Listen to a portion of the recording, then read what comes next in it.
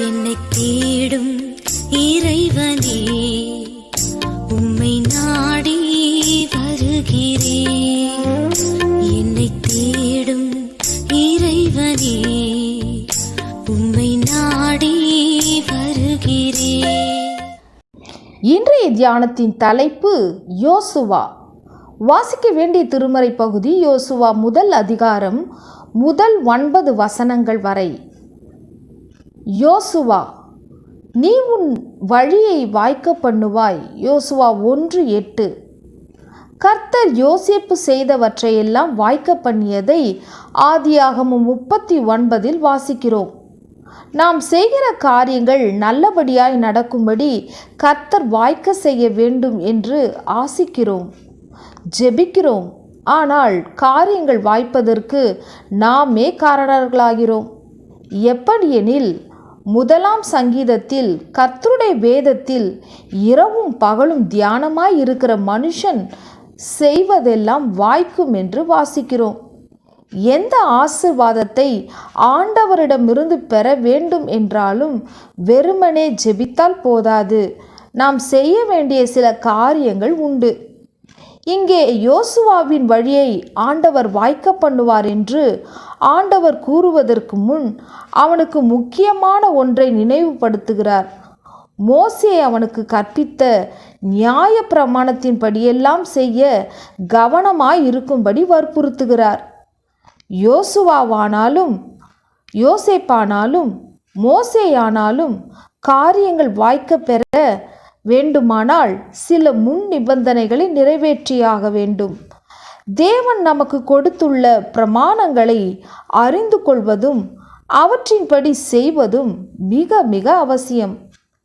இங்கே யோசுவாவுக்கு, ஒருவனும் உனக்கு முன்பாக எதிர்த்து நிற்பதில்லை, நான் மோசேயோடு இருந்தது போல உன்னோடும் இருப்பேன், நான் உன்னை விட்டு விலகுவதும் இல்லை, உன்னை கைவிடுவதும் இல்லை.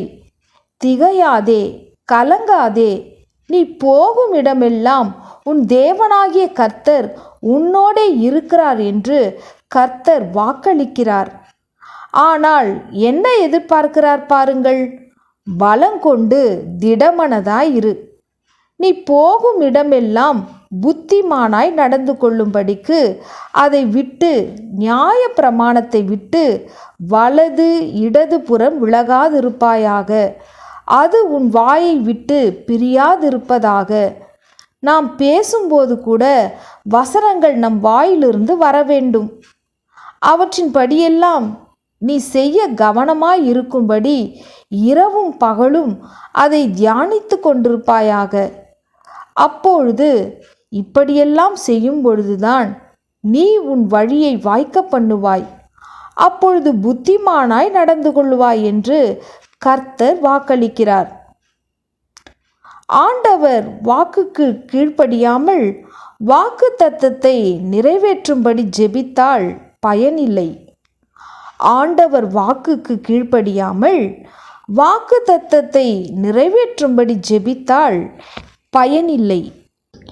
கர்த்தரின் பாதத்தில் தினமும் அமர்ந்து வேதத்தை தியானம் செய்வாய். வலது இடது புறமும் சாயாமல் நேர்மையாய் நடந்திடுவாய். கர்த்தரின் பாதத்தில் தினமும் அமர்ந்து வேதத்தை தியானம் செய்வாய். வலது இடது புறமும் சாயாமல் நேர்மையாய் நடந்திடுவாய். வழியை வாய்க்க செய்பவர் அவரை புத்திமானாக்கிடுவார். விட்டு விலகாமல் காத்து நடத்துவார், ஆசீர்வாதம் பெறுவாய்.